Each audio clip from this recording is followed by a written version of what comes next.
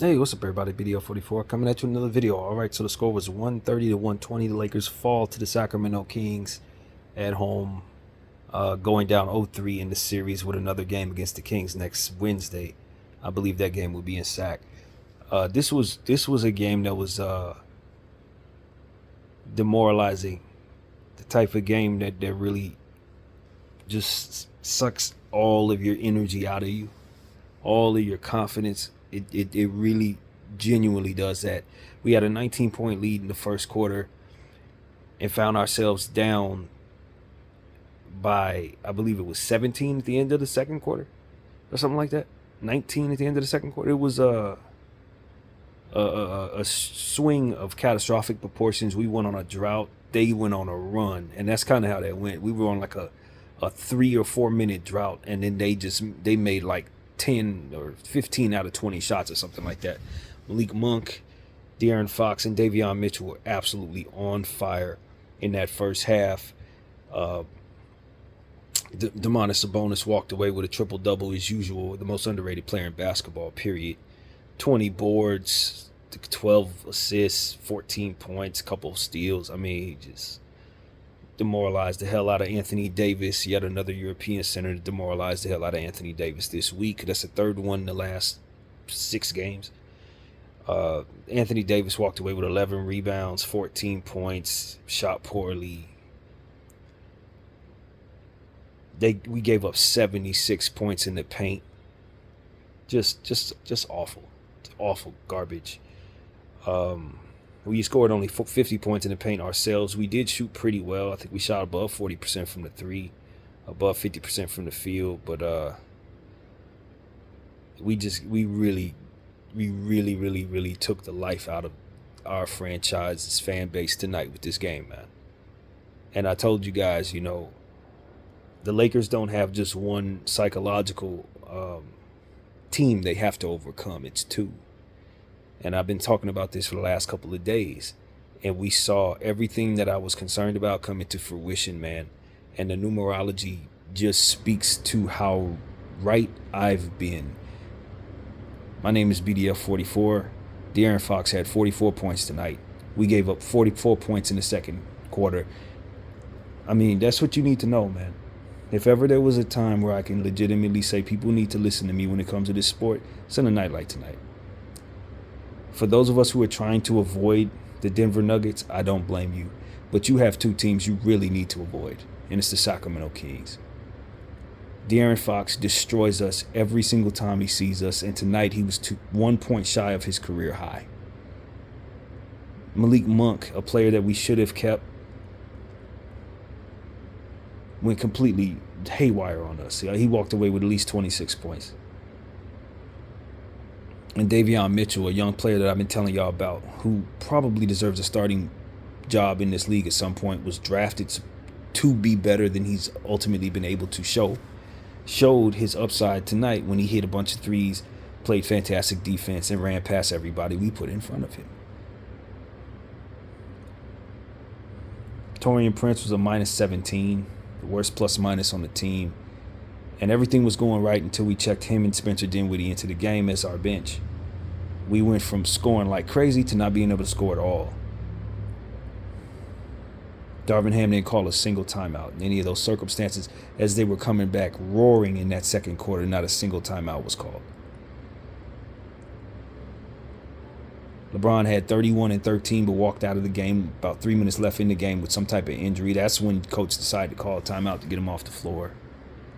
And I was sitting there envious of Sacramento Kings fans because they have a coach by the name of Mike Brown who, when they found themselves giving up their lead at the 13-point mark, he called a timeout and they ran the score back up to 20. When we went on another run, he called a timeout and they ran the score back up. Completely envious, y'all. I was sitting there seething with envy, like, wow, what it would be nice. Wouldn't it be nice if I had a coach that could actually coach a basketball team? Darvin Ham is the worst coach in basketball, y'all. I'm just gonna be honest with y'all. He's the worst coach in basketball. It's not up for debate anymore, man. It's not up for debate. He should have been fired already. It's malpractice letting a coach like that continue to coach LeBron James in year 21. It's absolute malpractice. You should be ashamed of yourselves, the front office. Absolutely ashamed of yourself for letting this guy hang around, bro. He's not ready to be a head coach, and he's proven that over the course of now 2 seasons. He's proven it. He's not ready, man. The choices that he makes put his team at a complete disadvantage, and he doesn't have any feel for the basketball game when it's time to stop the bleeding. And you saw the contrast between him and Mike Brown tonight. It's not even close, man. And we had Mike Brown as a coach when he was a young coach who could not necessarily do things correctly, but he's developed into one of the best coaches in basketball, and we saw him shine tonight, man. He managed his basketball team. He got the most out of his bench and his starters, and he walked out of here with a much-needed win against a basketball team that doesn't have any of that going on for themselves. Rui Hachimura was fantastic tonight scoring the ball, even though he had some bad turnovers early on. A fast break that I'm sure he would love to have back, but ultimately he shot extremely well. And like I said, LeBron James was able to eat all night long until he got hurt. He was fantastic as well. I thought Austin Reeves shot threes well, but ultimately not quite enough in other areas to really push us over the hump. I know how demoralized he looked on the bench at the end of the game during a timeout that was called for no damn reason with like 50 seconds to go. The coach decides to call a timeout. I mean, just mindless stupidity, you guys. That's what we're engaging in as a team. Mindless stupidity, yo. That's what's running this situation for us. And I'm tired of playing around about it, man. I'm tired of playing around about it. I don't want to talk stats anymore, man. I just want to vent a little bit. This team has been mediocre all year long, man. From the start of the season and freaking preseason, it was clear to me that this team was just okay. And throughout the course of the season, we've played great in certain games and bad in others. Big games, we show up. Games that don't really matter as much, we don't. And a night like tonight, it all came to a head. We needed this basketball game. We needed this one against the Sacramento Kings for about 4 or 5 reasons. Golden State Warriors won their game against the Milwaukee Bucks tonight in emphatic fashion. And we needed to gain ground. Sacramento is a team that's right ahead of us. We're 2.5 games behind them, now 3 or something like that. Dallas been losing basketball games, and they're very close to us as well. Phoenix won a game against Denver last night. We needed this victory. For that reason, to gain ground, we needed this victory for our psychological issues with this team, as I've told you guys, that we have. Can't seem to have a close game with them at all lately. De'Aaron Fox continues to just little boy us each and every time he sees us. Sabonis, same thing. And we needed this for the season series against this team, just in case there was a tiebreaker reasoning situation possible. Obviously, that won't be a thing now. I mean, the rivalry, you know what I mean? Obviously, the Sacramento Kings look at us as a rival from the 0-1 situation and how that went back in the day. And you just look at this basketball team and you just understand that the men in the uniform are just not ready to meet the mark. They come out and jump all over this team with a whole lot of energy and then proceed to take their foot off the gas like they're prone to do. And Sacramento took care of it. They know who they are. They're an offensive team that can get in defensive situations and get deflections and steals, and they play with one another and they shoot the 3-ball well and run past people with their speed at all positions. And we saw them take advantage of every bit of that tonight. They ran past everybody we put in front of them consistently. Both teams turned the ball over 14 times. We got to the line a lot more than they did, and we still ended up losing by 10 points. Probably should have been a 30-point loss, to be honest with you. It really should have been. And the way that we played, we didn't deserve to do anything less than get blown out.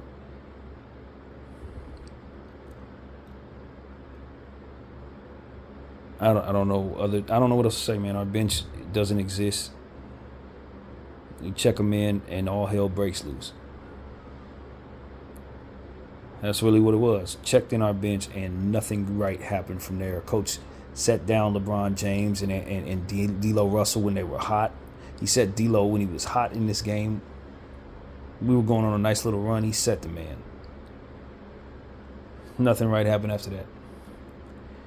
And Anthony Davis, I don't know I don't understand the inconsistency of that player, man. I really don't. Some days he looks like a world beater, defensive dynamo. On other days he's a role player, man. Afterthought. And tonight was one of those nights where he was just a role playing afterthought, man. I mean, he really was a role player, man. I'm not gonna lie to y'all. I don't know who, the superstar Anthony Davis did not check into this basketball game. And it was a time in a game where we really, really needed him to do that.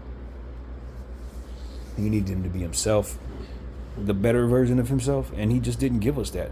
And every time he goes off of 40-something and 20 boards and 6 blocks, you just look at those games on those nights and wonder why the hell he doesn't show up on nights like this.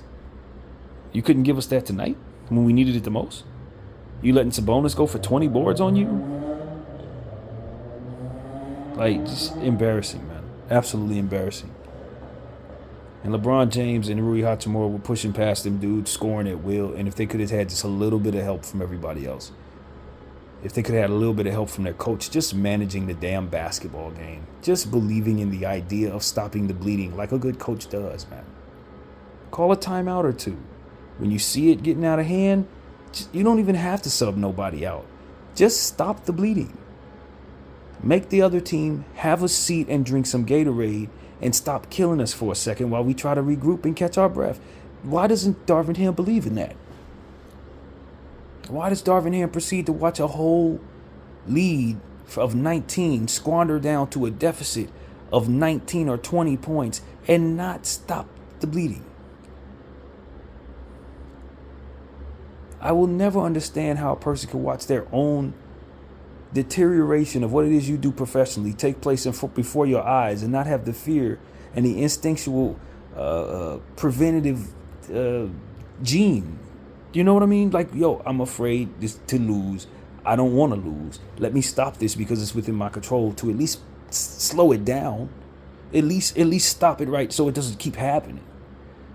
You know what I mean? Even if they're going to do it, let me make sure that they have something to think about so that they're not fluid and just continuing to push me over. Why isn't that gene in this man?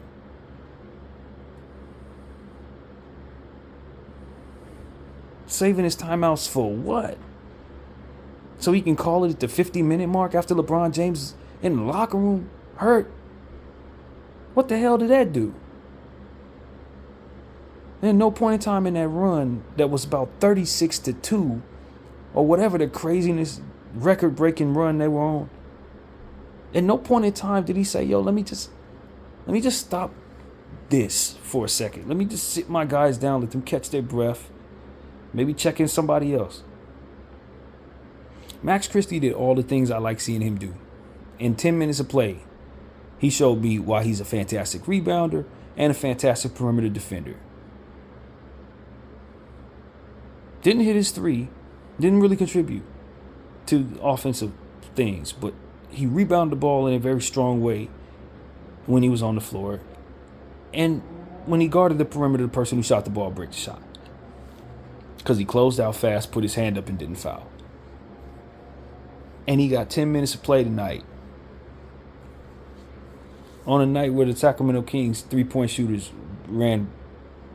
just went rampant on us. Davion Mitchell, Malik Monk were just crazy tonight from behind the arc.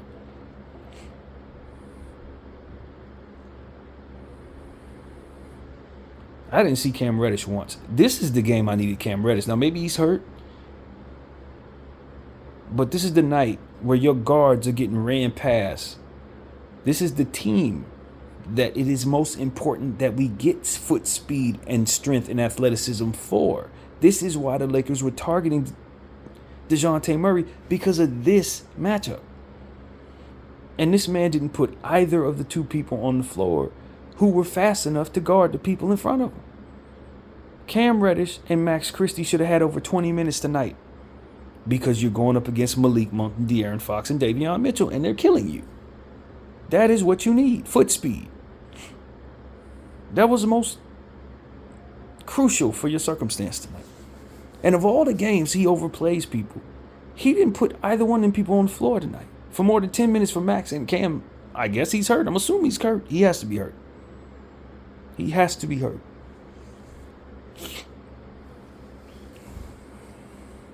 At one point, this coach of ours had to check out Anthony Davis because he picked up a 4th foul on some stupid crap. And he checked in his mans. Not a player that would be in a position to actually do anything, not a player in position, but his homie, Taurean Prince. LeBron James playing the 5 against, and Rui Hachimura out there trying to play the 5 against one of the best 5s in all of basketball, Domantas Sabonis. And of course, the lead went from 11 to like 22 at that moment with that substitution. Spencer Dinwiddie out there as well. I mean, it's like,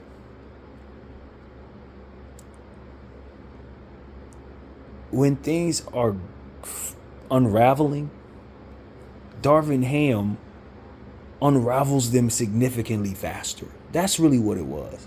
I didn't necessarily blame him for the collapse, but that he didn't stop the bleeding further collapsed the circumstance dramatically and further played into the momentum of the Kings and their confidence against us, for which is already in the cosmos from the last 2 meetings where they ran past us with absolute ease.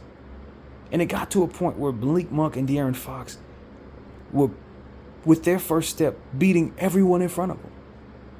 Consistently on every play, it was just boom, to the rim, boom, to the rim, boom, to the rim. And I'm just saying to you guys, this is what I've been trying to prepare people for. This is the problem with running into the Kings at any given point going forward.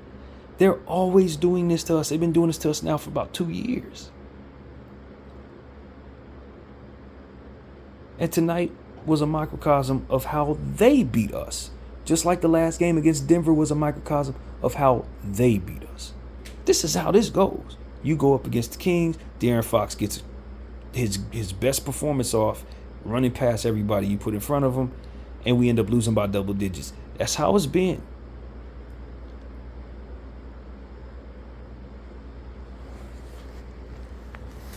And so that's where I'm at with this, man. I think we made a massive mistake not firing this coach. I think we made a massive mistake not addressing that problem. And we're going to pay for it. That's really what it comes down to. You're going to pay for it.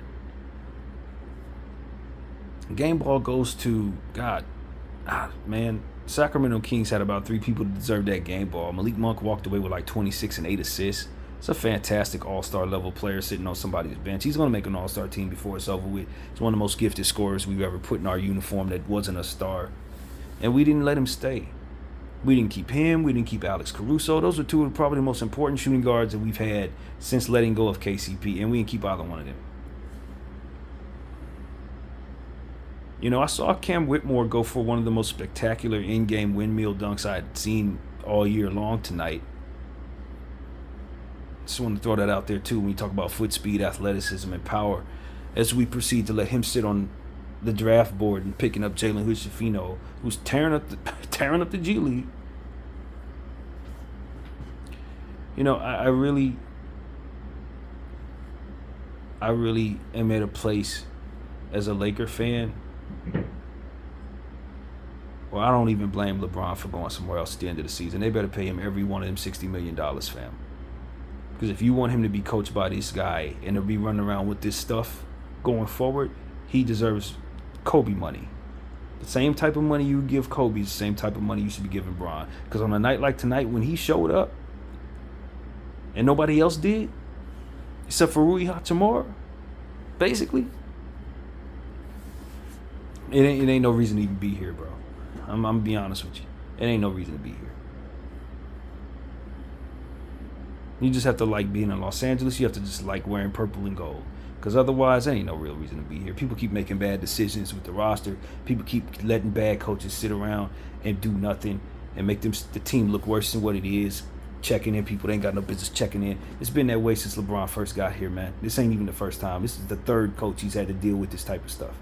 Small ball rotations, ask him to play center. Stupid crap, man. Seriously. If I were him, I'd ask for more. than probably what he's asking for after a game like this. It changes things. It just makes you wonder, do I really want to do this with this team? Like, honestly, do I? Because for me, at the end of the second half, I was genuinely thinking, man, this is probably going to be the first game where I ain't going to do no video after the game. My silence is going to be speaking louder than anything else when you don't see a video. Like, that's how bad this was for me at the first half of the game. I didn't even want to make a video. But now that we're here, I felt like venting. That's the only reason why I even made this video. Seriously. That's how bad this was, man. I didn't see my team get blown out by 44 points by the Philadelphia 76ers. I didn't seen us beat people by 44 points against the New Orleans Pelicans. I didn't seen us win double overtime games against the Golden State Warriors and beat the Celtics. Without Bron and AD, I done seen us drop games to the San Antonio Spurs, drop games and get to an overtime game with the Washington Wizards. I mean, we've been everything but consistent. Everything but. And there's absolutely no way I have any faith in this basketball team being anything more or anything less going forward. They're going to win some more good games. They're going to lose some more good games. That's it. And when it comes down to it, at some point in time, they'll get eliminated because of it. They're just not good enough, man. And even if the players could overachieve to make themselves good enough, the coach is going to dumb them down, take away any of that potential they have. It's the truth, man. For any other upside that this roster could give you, it's going to be the coach to tear him down with his stupidity, man. It's a God's honest truth.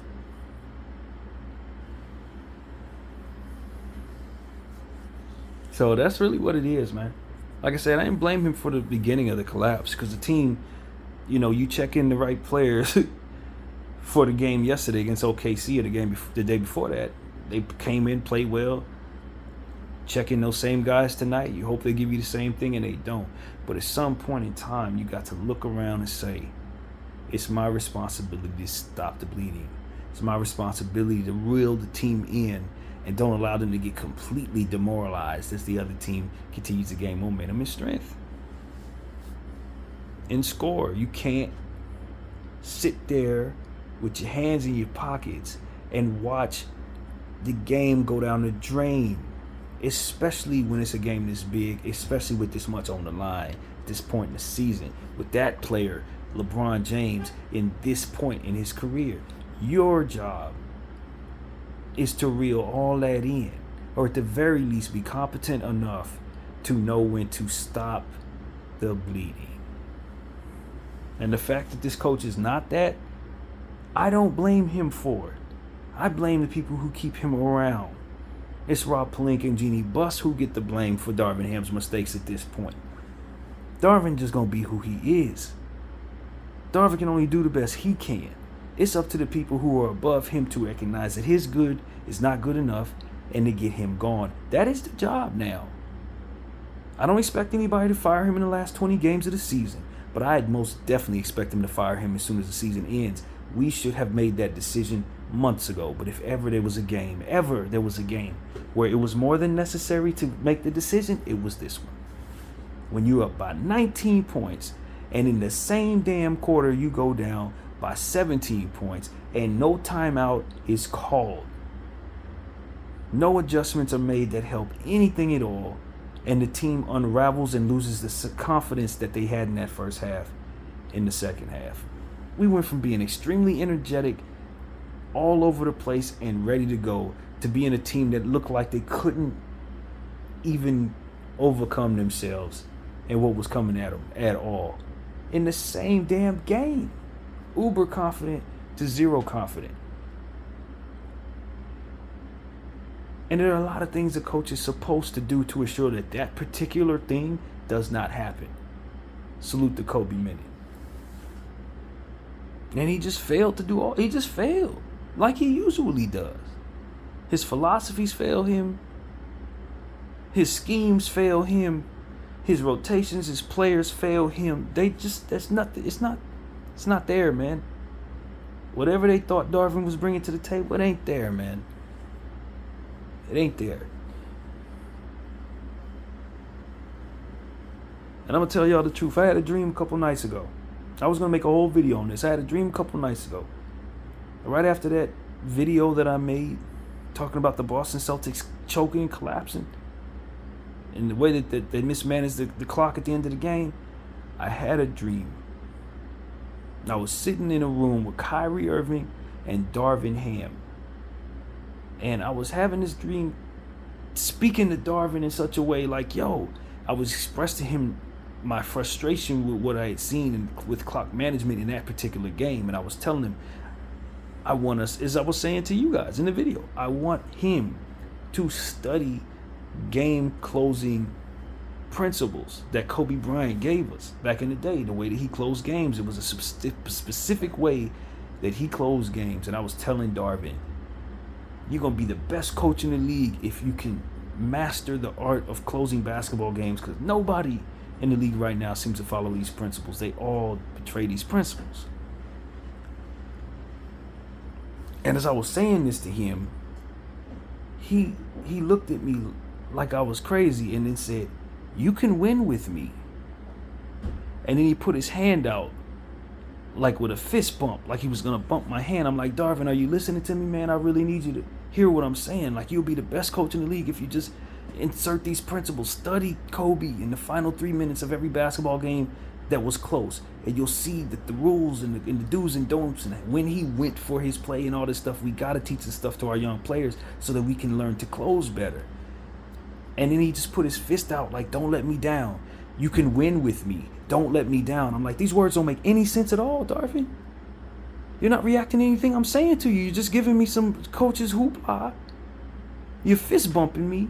And then you're proceeding to tell me not to let you down. But I'm a talking head. All I do is talk. So if anything, I'll let you down by telling you anything other than the truth. That's the only way I can let you down, is by lying to you.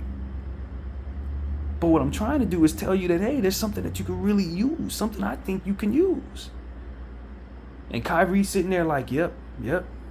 He's just sitting in the room, a great closer, just sitting in the room, agreeing to what I'm saying. And I'm like, Darvin, are you hearing me?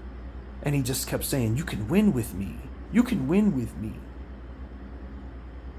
And I'm like, and then he said, just don't let me down. Just don't let me down. And I'm like, and I woke up out of that dream so frustrated because I thought it felt like I was screaming at a wall. But the dream was a micro, like, I don't know if that's the right word, but it was like a reflection of what it is I think is actually going on out there. He throws a bunch of keywords at us, and he proceeds to do things that make no sense. We yell at him, yo, can't you get this right? If you just get this right, you get it right, it'll be fine, we're going to win. And he just does the opposite and then proceeds to look at all of us, hold us accountable. He looks at the players, it's their fault. My schemes didn't work. They need to play harder. I don't understand why y'all hang your hat on every single game. It's a long season. All the type of stuff that he really did in real life was the stuff that I was seeing in my dream. It was like, yo, you're not even responding to me in a way that even make it seem like you understand what I'm saying, yo. Are you taking any of this in, Darvin? And I just really think the dream just sums up everything that I've been seeing. It really sums up the whole thing, y'all. And 2 nights later, we get this crap. And I don't know if y'all believe in dreams. I don't know if y'all think you're tapping into something. I don't know if anybody reads into that type of stuff, but I really, really genuinely think my dream just kind of gave me sums up the whole Darvin Ham tenure, man. While you telling him something really works and he should really try it, he retorts to you some just coach jargon that ain't even real, something that's copy and paste that you are automatically going to say to the media, and then proceeds to just do things that just make absolutely no sense. Don't let me down, Brandon. I ain't the damn coach. I ain't a player. Like that speaks to what we're seeing out there. Him doing stuff that makes absolutely no sense. So I thought I'd just share that with you guys, man. I want y'all to understand where I'm coming from, man. How I see this coach at this point. Like, it's a lost cause. Maybe he can get better, but he don't have to get better from a assistant coaching position or another level. Not in the biggest level, not with this type of stuff on the line, man. That's what I genuinely think. He can coach at a different level, man. Because this level is too much. And the mistakes that he's making are like mistakes you wouldn't make with a controller in your hand if you were playing a video game. Out of sheer instinct for not wanting to lose a basketball game, you're not going to sit there and watch somebody go on a 32-2 run, man. Least of all in a game, you must win. Like, you're not going to do that. I don't know what part of the game is that. I really don't. So that's what I wanted to say, man. I wanted to share that dream with y'all. I know they made this video longer than usual, but I just needed to vent, man. I needed y'all to know where I'm at as it pertains to this coach, as it pertains to this team right now. I think our roster could be fine, man. I think we could overachieve. A guy like D'Lo Russell next to Bron and AD, if he's hot, we can beat anybody. A guy like Austin Reeves, when he's trying hard enough, his three-point shot and his ability to rebound and things like that could really help you, man. Rui Hachimura, you can see what he's turning into. That's a real scorer right there. It's a damn shame we wasted his performance tonight. And the mismanagement of him and Max Christie particularly are yet more indictments on Darvin Ham, because Max Christie could play so much better. His development would be so much further along if our coach believed in him a lot more than he does. While he's sitting up here trying to play Taurean Prince, his homeboy, to no avail most nights. If he would have put this much of an emphasis on making sure Max and Rui got their minutes, those players would be much better for him right now. They would have developed so much further along by now for our team, man.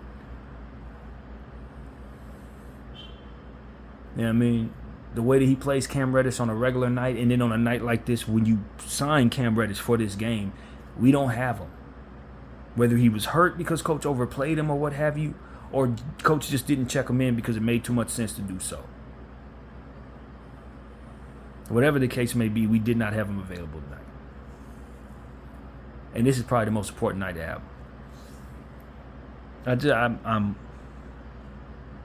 I am all but through with this unit, man. All but through with them, dude. After tonight, I don't know how much faith you want me to apply to this team after what I've seen and played close enough attention to all season. But at this point, I don't have any faith in them, man. Not to do anything real.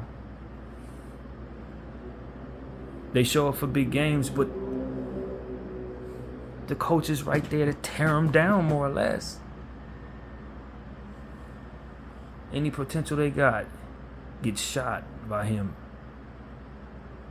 And so that's how I feel, man. Hopefully LeBron James is healthy, but I don't blame him for not being. Equate that however you feel. But I don't blame Bron for just not being well enough to play anymore for this stupid coach, fam. I really don't blame him for not being available going forward. Because the way he played tonight, the way that we came out tonight, and the way that we ended the second quarter, I don't know if I'd feel good enough to play for y'all no more either, to be honest with you. I'm just being honest. He asked y'all to fire this coach months ago, and y'all ain't do it, and this is what came of it, man. And I don't blame him. Now he's hurt. He's a little hurt now. You feel me? I just want Bron to know I feel him. I genuinely do. My name is BDF44. I thank you all for watching. I'm out.